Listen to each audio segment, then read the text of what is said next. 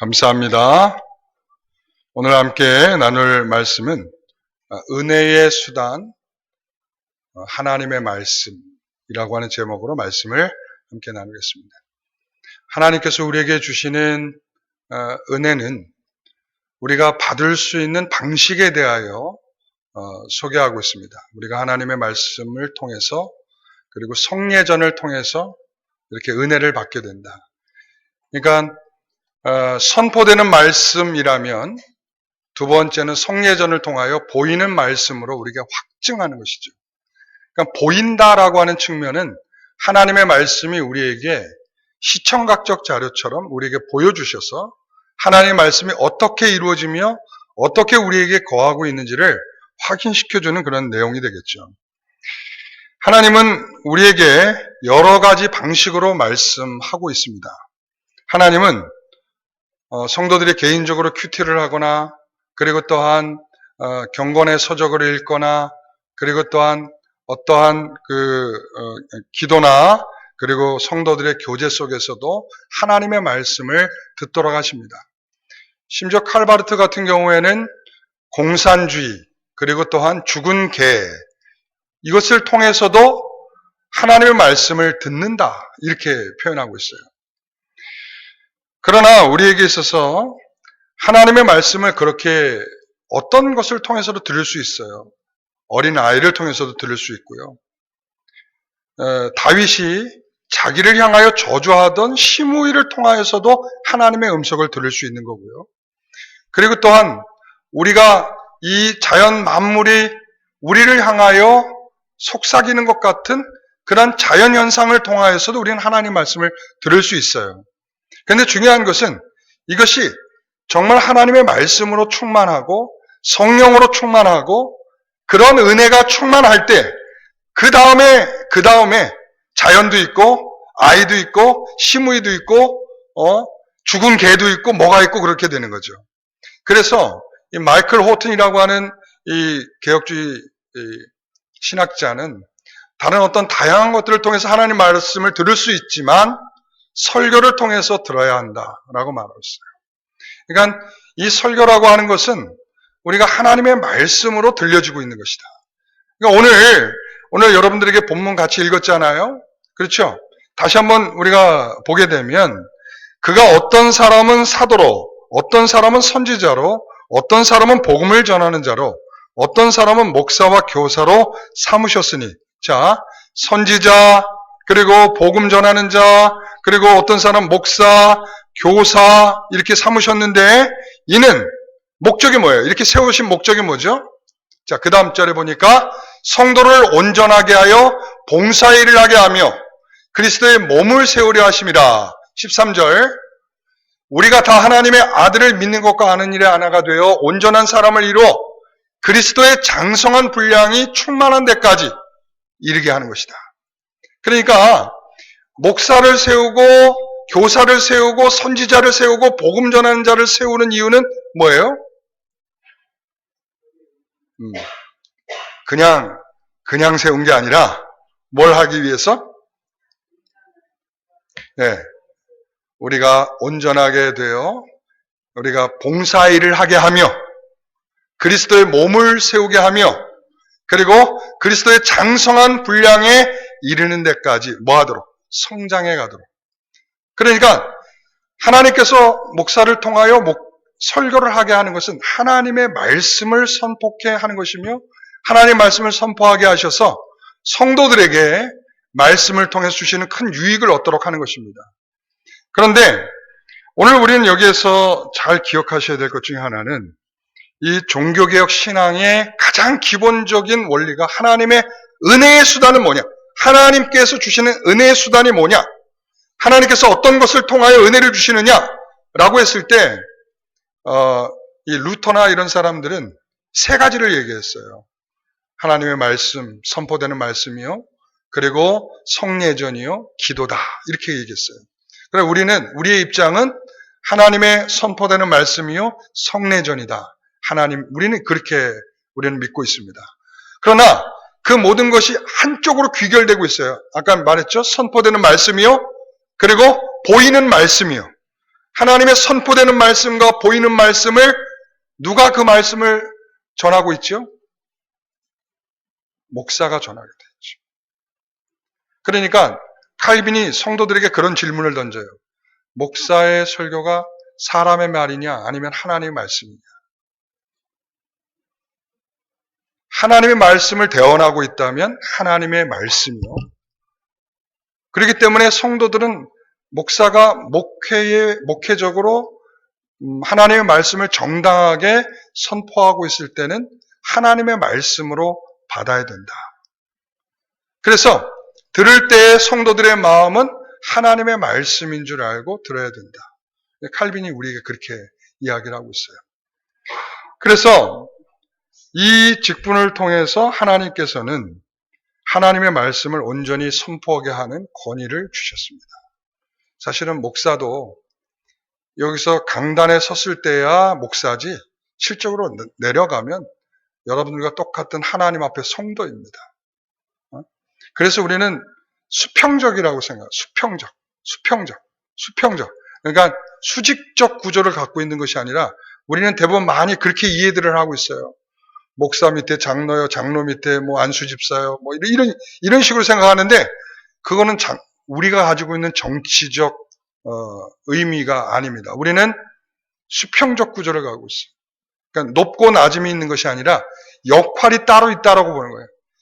저는 하나님의 말씀을 맡은 자로서의 책임의 권위를 갖게 되는 것이고 우리 장로님들은 돌봄의 책임과 모든 장로적 책임을 갖게 되는 것이고 또 집사는 먼지를 뒤집어 쓰며 교회의 이런저런 일들을 감당할 책임을 갖게 되는 것이며 권사는 성도들의 아픔과 슬픔을 위하여 위로하며 기도해야 될 책임을 갖는 것입니다. 이렇듯 누가 높고 낮은 것을 따지는 것이 아니라 수평적으로 자기의 역할을 감당할 때 교회는 아름답게 성장해가는 것입니다. 우리는 하나님의 말씀을 듣는 것이 매우 중요합니다. 그것이 은혜의 수단이기 때문에 그렇다고 말씀드리는 하나님의 은혜의 수단은 선포되는 말씀을 통하여 우리에게 던져지고 있습니다.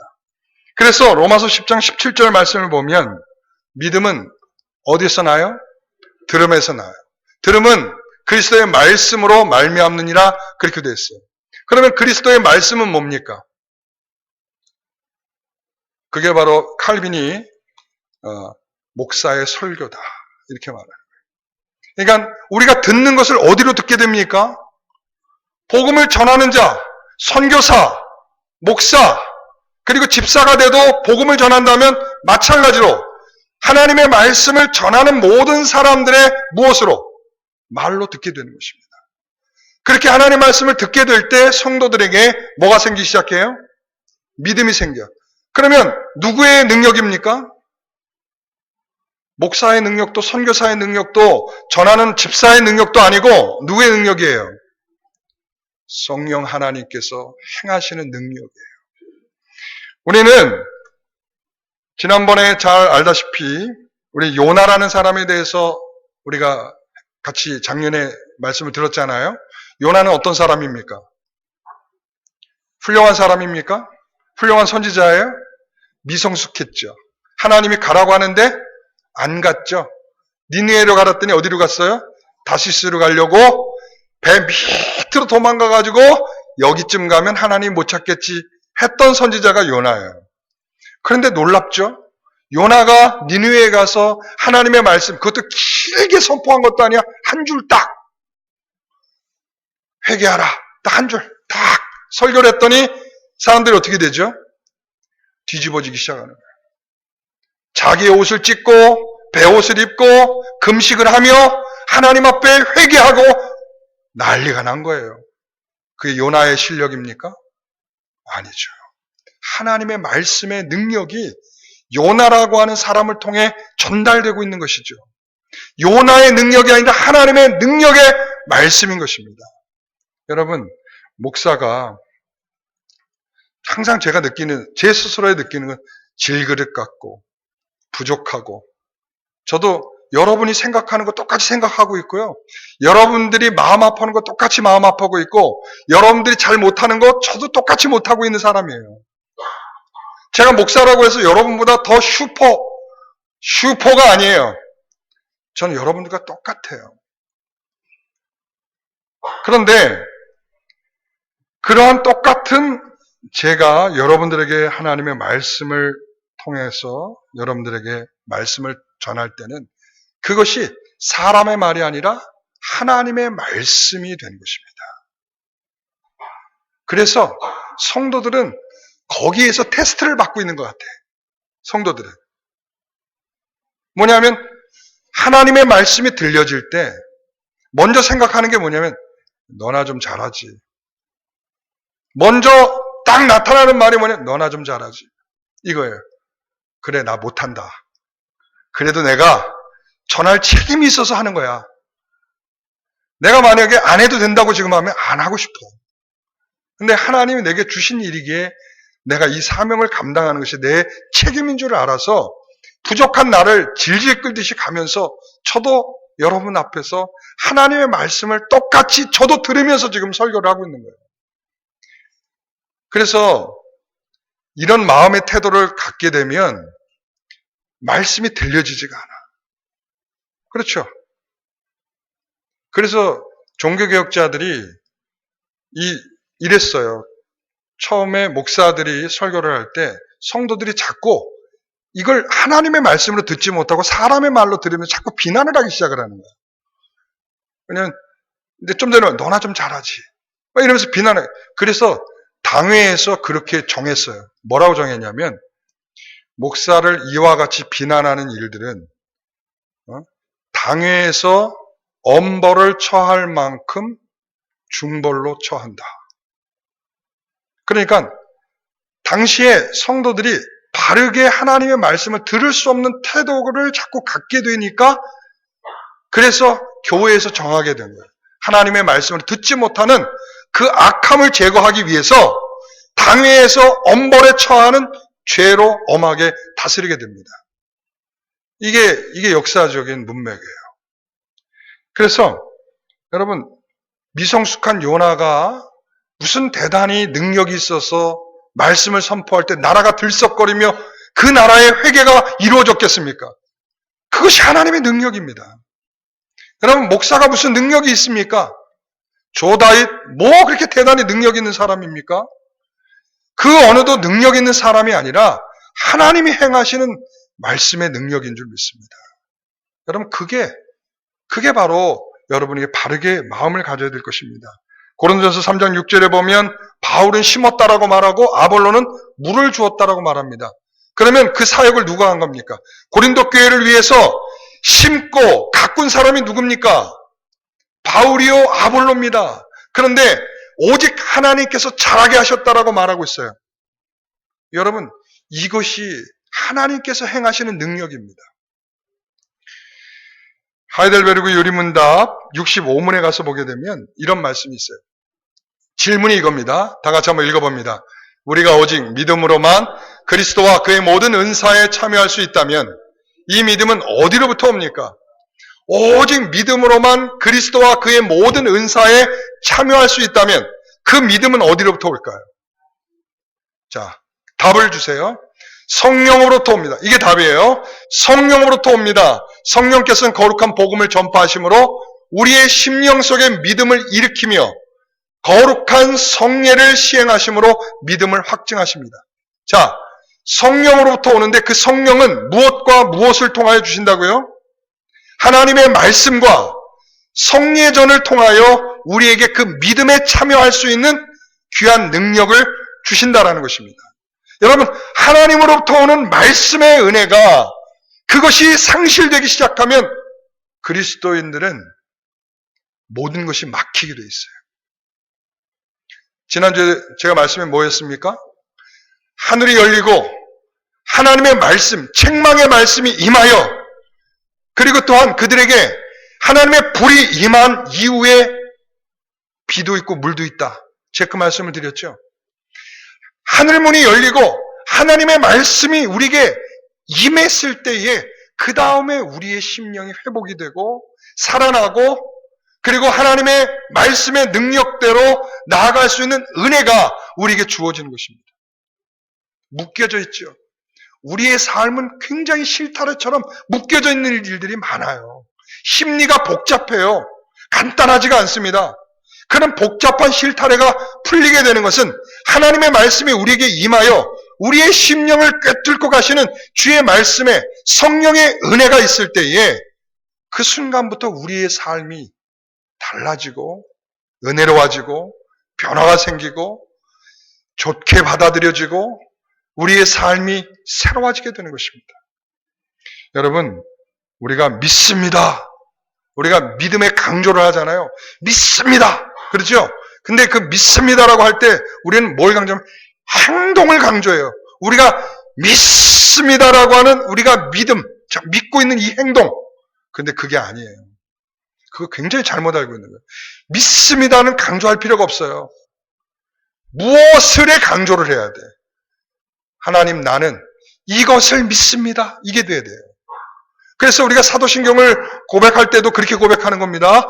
나는 하나님을 믿습니다. 성부 하나님을 믿습니다. 나는 성자 하나님을 믿습니다.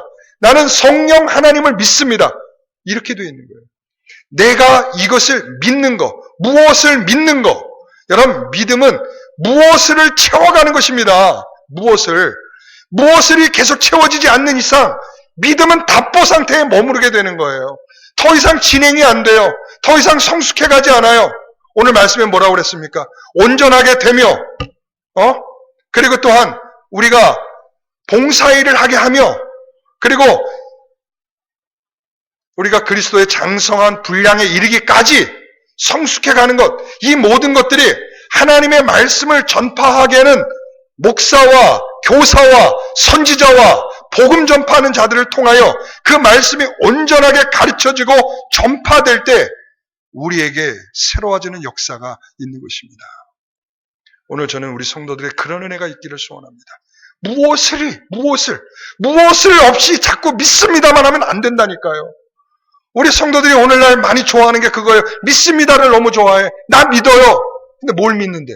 잘 몰라요. 그러니까 우리는 계속적으로 이 자리에 나와야 되고 수요 예배, 금요 예배, 새벽 예배 다 나와야 될 이유가 거기에 있는 거예요. 우리가 하나님이 우리에게 어떻게 말씀하시는지를 계속 들어야 합니다. 그 듣는 것을 가지고 우리의 믿음이 성숙해 가도록 힘써야 되는 것입니다. 그게 바로 이 하나님의 말씀에 하나님의 은혜의 수단으로서의 말씀인 것입니다. 오늘 우리 성도들에게 그런 은혜가 주어질 줄 믿습니다. 그래서 하나님께서는 우리에게 이런 은혜의 수단을 주신 겁니다. 그럼 니고데모 아시죠? 요한복음 3장에 나오는 니고데모가 예수님을 찾아왔어요.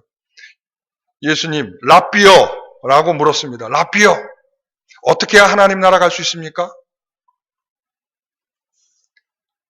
거듭나면 하나님 나라를 갈 수 있고 볼 수 있다. 이렇게 말했습니다.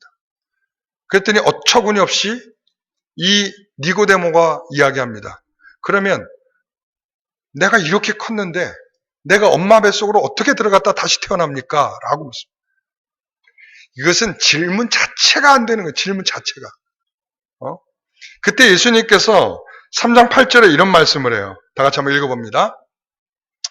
바람이 임의로 불매 내가 그 소리는 들어도 어디서 와서 어디로 가는지 알지 못한. 자, 바람이 불어요. 바람이 우리가 오늘은 동남풍이 불어서 어떤 바람이 불고 이런 얘기 하잖아요. 일기예보에서. 그런데 우리가 실질적으로 있으면 동남풍이 부는지 서쪽에서 부는지 북쪽에서 부는지 알아요, 몰라요? 몰라요. 바람이 어디서 불기는 부는 것 같은데 도통 어디에서 불고 있는 바람인지 몰라. 그렇단 말이에요. 그러니까 우리가 바람이 부는 것처럼 바람이 어디서 와서 어디로 가는지 우리가 잘 모르는 것처럼 자, 성령으로 난 사람도 그러하다라는 거예요. 왜냐하면 하나님의 말씀이 우리에게 임할 때에 바로 하나님 말씀과 함께 성령께서 우리의 마음을 만지셔서 내가 이런 마음을 가졌나 할 정도로 우리의 마음을 바꿔버리는 거야. 도대체 이 마음이 어디서부터 왔나 모를 정도로 내 마음이 확 바뀌어지는 거야. 놀라운 역사죠. 그러니까 거듭난다는 것은 바로 이거다. 네가 지금 물리적으로 엄마 뱃속에 들어갔다가 다시 나와야지 되지 않겠냐라고 생각하는데 그런 것이 아니고 어디로부터 와서 어디로부터 우리에게 그리고 어떤 은혜가 주어져서 우리가 어떻게 새롭게 됐는지 알지 못할 정도로 우리가 그렇게 되는 것이다. 성령의 은혜다. 믿음은 바로 이렇게 사회 신분이나 니고데모는 사회 신분이 높았어요. 그리고 또한 이 종교적인 지도자였어요. 그러니까 굉장히 아는 것도 많을 거란 말이에요. 그런데 이 사람이 나오는 말은 엉터리야, 엉터리. 응? 영적인 것을 분별하지 못하니까 엉터리 말이 나오는 거야, 엉터리 말이. 여러분, 하나님께서 우리에게 주시는 신령한 말씀은 성령께서 우리의 마음을 주장하실 뿐만 아니라 그 영적인 것을 분별할 수 있도록 우리에게 은혜를 주시는 겁니다. 여러분, 제가 이렇게 설교할 때 성도들이 자꾸 그런 얘기를, 목사님 어려워요. 어려운 것도 있을 수 있는데, 그러나 그것을 분별하고 깨닫게 하시는 이는 하나님이십니다. 여러분들이 성경 말씀을 몰라서 어려운 걸 저한테 항의를 하면 저보고 뭐라고 얘기해요? 제가 뭐라고 얘기해야 돼요? 목사가 설교할 때 성경의 본문을 해석해주고 이렇게 본문을 설교할 때 여러분들 이것을 어렵다 그러면 저는 어떻게 설교를 해야 됩니까? 네? 그냥 이야기만 해드려야 됩니까? 여러분에게 이야기만? 그게 하나님 말씀입니까? 설교에서 기본적으로 하나님의 말씀을 해석하는 것이고요. 설교를 할 때 하나님 말씀을 해석할 때 조금 도움이 되기 위해서 뭘 하는 거냐면 그때 예화가 조금 첨가되는 것입니다. 그러니까 본질은 뭐예요? 하나님의 말씀을 들으면서 하나님의 역사가 일어나기를 소망하는 겁니다. 그러니까 세상 이야기를 들으면서 이렇게 저도 어저께 영상을 하나 보면서 너무 감동받아서 혼자 울었어요. 내가 가족주일에 내가 그거를 보여줄 건데 나 혼자 참 너무나 마음이 그 여러 가지 생각들을 들게 하는 영상이었어요. 근데 제가 예배 시간에 그런 영상도 막 틀고 싶고 한데 마음이 제가 동의가 안 되는 것 중에 하나가 뭐냐? 남는 건 뭐가 남는 줄 아세요? 하나님 말씀은 사라지고 그 영상만 남아요. 신기하고 놀라워요. 남는 건 영상만 남아요. 여러분, 영상이 여러분의 삶을 주장할 것 같습니까? 잠깐은 감동이 됩니다. 그러나 그 감동이 여러분의 삶을 끝까지 견인해 갈 것 같습니까? 하나님의 말씀이 하나님의 은혜가 되어 여러분의 삶을 주장하시는 주의 성령의 역사가 일어나기를 소원하셔야 합니다. 그래서 우리에게는 수없이 많은 장애물이 있다는 걸 아셔야 돼요. 이렇게 하나님의 말씀이 들려질 때에 우리에게 수없이 많은 장애물이 있습니다. 여러분 기억하세요. 오늘 말씀에 분명히 말합니다. 목사를 세워서 하나님의 말씀을 선포케 하는 것은 성도들을 온전하게 하여 봉사일을 하게 하며 그리스도의 몸을 세우려 함이라. 그리고 하나님의 아들을 믿는 것과 아는 일이 하나가 되어 온전한 사람을 이루어 그리스도의 장성한 분량이 충만한 데 이르기까지 성숙해가는 것을 위해서, 온전하게 하며 그리스도의 몸을 세우며 개인적으로는 성숙하여 하나님의 사람으로 성장해 나가는데 그것을 위하여 목사는 설교를 하는 것입니다. 근데 사람들은 자신이 가지고 있는 주장과 의지가 굉장히 강해요. 이게 제가 성도들하고 대화하다 보면은 제가 그래서 말을 안 꺼낼 때가 있어. 틀린 얘기를 하는데도 불구하고 제가 얘기를 안 해요. 그 이유는 뭐냐면 그분이 이미 그것을 가지고 너무 강하게 주장하고 있기 때문에 괜히 내가 얘기를 해봤자 말싸움하는 것처럼 될까봐 네, 그렇죠. 그냥 그러고 하면 말아요. 그러나 내가 이제 언제는 기회를 봐서 들을 수 있는 기회가 다 왔을 때 그때에서 이제 이야기를 다시 풀어놓고 이야기를 해요. 여러분 제가 일부 예배 때 그랬어요. 마치 사람들이 도박판에서 못 먹어도 고. 못 먹으면 고하지 말아야지, 죽어야지.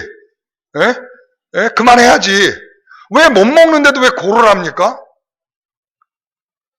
이거는 기본적인 정서가 아닌 거예요. 나는 지금 이제 돈을 따야겠다는 마음으로 너무 마음에 확 붙들어 있기 때문에 내가 이 한 판을 잘 먹어봐야겠다라고 하면 못 먹어도 고! 끝까지 가보자! 이렇게 되는 거죠. 근데 이게 우리의 생각에 이렇게 자리 잡고 있으면은 들려지지가 않아요. 옆에서 야, 너 지금 이거 한 번 더 가면 너 죽어. 너 돈 잃어. 그만해. 옆에서 아무리 떠들어도 소용없어. 왜? 나 이 한 판을 먹어야겠다는 생각을 강력하게 하게 있으면은 누가 뭐라고 그래도 귀에 들리지 않아요. 제 경험담처럼 들리나요? 저는 개인적으로 도박을 싫어해요. 저는 개인적으로 너무 싫어해요.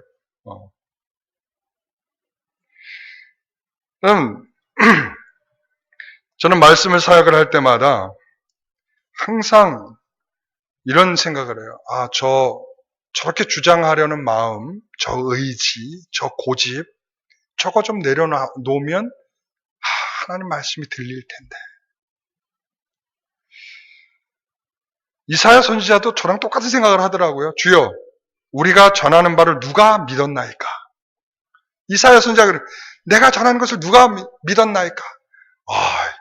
이 대선지자가 이런 말을 하니까 저도 좀 위로가 돼요. 근데 바울 사도도 이 말을 그대로 인용해서 똑같은 말을 해요. 주여, 우리가 전하는 바를 누가 믿었나이까? 사도 바울도 그러더라고. 여러분, 그렇습니다. 저도 이 말을 인용해서 말하고 싶어요. 누가 듣고 있습니까? 누가 믿습니까? 누가 이 말씀을 존중하고 있습니까?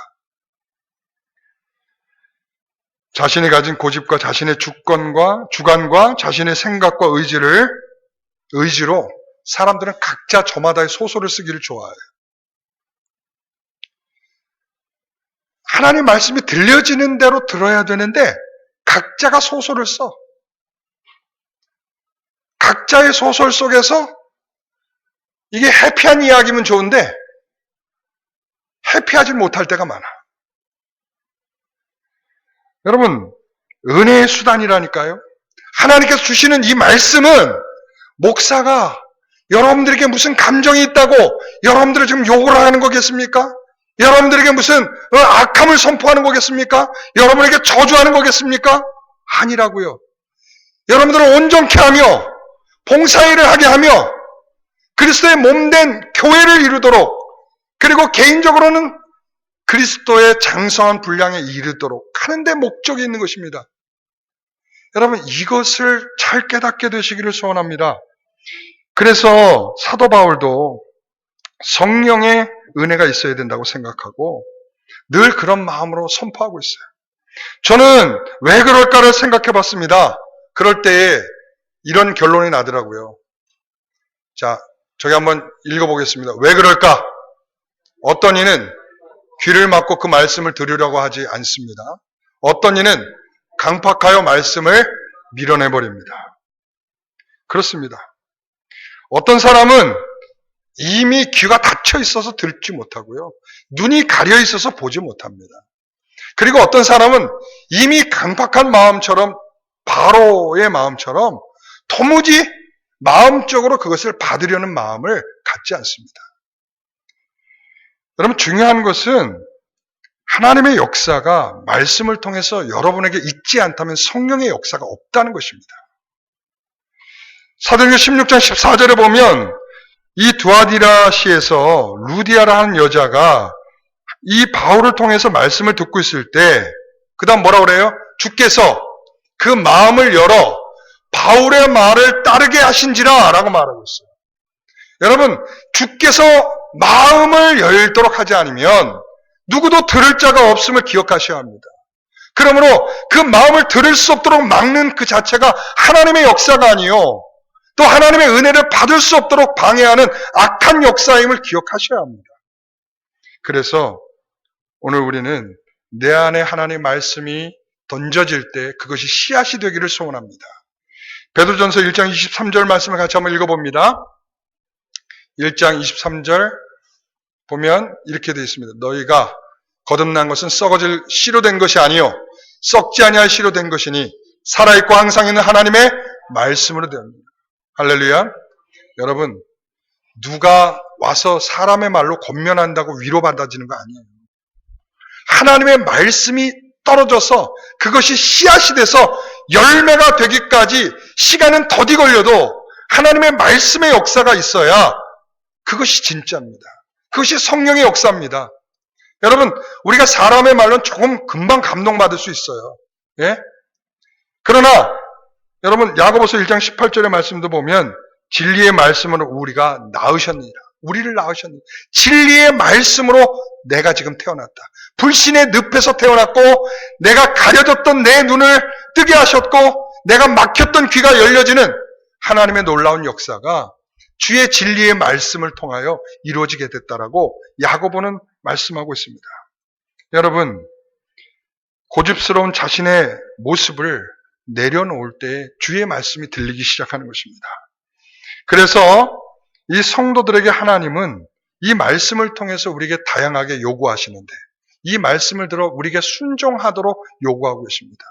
이게 굉장한 테스트인 것 같아요. 사람의 말로 들려지는데 여러분, 사람은 제가 한번 이야기한 적이 있는 것 같아요. 목사는 스피커입니다.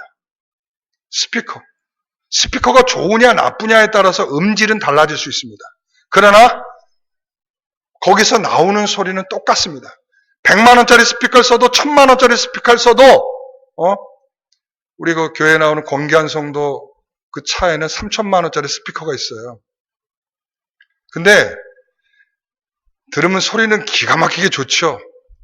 그러나 똑같아요. 똑같은 게 거기에서 갑자기 뭐 더 아름다운 음을 만들어내거나 더 멋진 뭐 그런 연주가 나오는 게 아니에요. 그냥 소리만 좋아지는 거예요. 여러분, 목사가 설교를 할 때 목사는 스피커일 뿐이에요. 여러분, 목사를 보지 마시고 하나님의 말씀을 들을 수 있기를 바랍니다. 그래서 여러분, 이 말씀을 들을 때에 여러분, 이런 성도들은 이런 요구들을 해요. 좀 내 귀를 좀 즐겁게 해주세요. 그리고 내 마음을 좀 위로해 주세요. 내 기분을 좀 맞춰주세요. 그리고 내 마음을 불편하게 하는 쓴 약처럼 삼키기 쉽지 않은 그런 말들은 제발 좀 하지 말아주세요. 여러분, 이러면 안 됩니다. 제가 어린아이가 약을 먹고 있더라고요. 어린아이가 약을 먹고 있는데 이 약이 쓴 약이에요. 알약이었는데 쓴 것 같아. 근데 이 아이가 딱 엄마가 먹이니까 딱 입에 넣고 딱 물로 삼켰어요. 근데 아이들 보면 이 알약 잘 못 삼키잖아요. 근데 못 삼킬 때 물은 싹 넘어가고 알약만 딱 남으니까 어때요? 얼마나 쓰겠어. 그러니까 그 쓴 약을 또 먹으라고 할까봐 자기 혀 밑으로 싹 숨긴 거야. 그리고는 엄마 나 다 먹었어요. 그리고 입을 딱 벌리니까 약이 없거든. 그러니까 잘 먹었어. 그리고서는 이렇게 쓰다듬어 주었더니 그리고는 저하고 좀 이따 화장실에 가서 딱 만났어요. 이 아이가 나도 먹은 줄 알았어요. 딱 갔더니 화장실에다 그 약을 탁 뱉어버리는 거예요. 입에 쓰니까 삼키기가 힘든 거지. 그 알약이니까 목으로 삼켜 넘기기를 부담스러워하는 거지. 그런데 그 약을 먹어야 병이 낫죠. 그렇죠. 쓰더라도 먹어야, 삼켜야 약이 되죠. 먹고 내 안에 들어와야 내 건강을 회복하고 내가 성장해 갈 수 있는 거죠. 여러분, 그래서 하나님의 말씀의 은혜는 때로는 양약과 같이 우리를 쓴 약으로 우리에게 말씀을, 그래서 책망하는 말씀으로 우리에게 책망하여 그리스도의 사람으로 회복해 가도록, 그리고 부족한 부분을 일으켜 세워 성장해 가도록 하나님 우리에게 권면하시는 줄 믿습니다. 여러분, 마태복음 13장 19절부터 같이 한번 읽어봅니다. 아무나, 안 나오는군요. 제가 읽겠습니다. 아무나 천국 말씀을 듣고 깨닫지 못할 때에는 악한 자가 와서 그 마음에 뿌려진 것을 빼앗나니 이는 곧 길가에 뿌려진 자야. 아무나 천국의 말씀을 듣고 깨닫지 못할 때에는 라고 했죠. 자, 20절에서 보면 돌밭에 뿌려졌다는 것은 말씀을 듣고 즉시 기쁨을 받되 그 속에 뿌리가 없어 잠시 견디다가 말씀으로 말미암아 환난이나 박해가 일어날 때에는 곧 넘어지는 자예요. 22절 보면 가시떨기에 뿌려졌다는 것은 말씀을 들으나 세상의 염려와 재물의 유혹에 말씀이 막혀 결실하지 못하는 자요. 마지막 23절에 보면 좋은 땅에 뿌려졌다는 것은 말씀을 듣고 깨닫는 자니. 자, 이 사람들의 특징은 뭡니까? 말씀을 들을 때 하나님의 말씀이 씨앗처럼 뿌려지는 것입니다. 우리에게 날마다 하나님의 말씀이 씨앗처럼 뿌려집니다. 그런데 어떤 사람에게는 30배, 60배, 100배의 결실을 맺는데 어떤 사람에게는 전혀 결실이 없어. 왜 결실이 없을까? 그 씨앗이 뿌려져서 그 씨앗이 자라 성장해 가야 되는데 그만 그 씨앗이 다 죽어버리는 거예요. 네. 금방 듣고는 좋아서 이렇게 헤헤거리다가 금방 그 말씀에 시험 들어서 마음이 확 무너져 버리고. 여러분, 결국은 뭐냐면 말씀에 반응하지 못하는, 하나님의 쓰리쓴 약에 반응하지 못하는, 그것을 삼키고 그것을 양약으로 삼지 못하는 사람은 결국은 성장할 수 없다는 것입니다. 하나님의 말씀이 수단이 돼서, 은혜의 수단이 돼서 우리에게 주어지는 것은 이 말씀을 통하여 우리에게 계속적 성장을 촉구하시는 하나님의 은혜가 그 안에 있다는 것을 기억하셔야 됩니다. 그래서 여러분, 초대교회에 있었던 디다케라는 게 있습니다. 오늘 못 들어본 말 많이 나오죠? 못 들어본 사람도 나오고, 못 들어본 디다케라고 하는 것은 교훈서입니다. 교훈서. 초대교회에 성도들에게 교훈하기 위해서 만들어진 교훈서입니다. 여기 4장 1절에 보면 이렇게 기록되어 있습니다. 같이 한번 읽어봅니다. 하나님의 말씀을 설교하는 일을 밤낮으로 기억하고 그를 주님처럼 존경하라. 주님의 주권이 설교되는 자리에 바로 주님이 계시기 때문이다. 자, 여러분, 목사를 존중하라라고 하는 것은 목사의 개인적인 인간을 존중해 주라는 것이 아닙니다.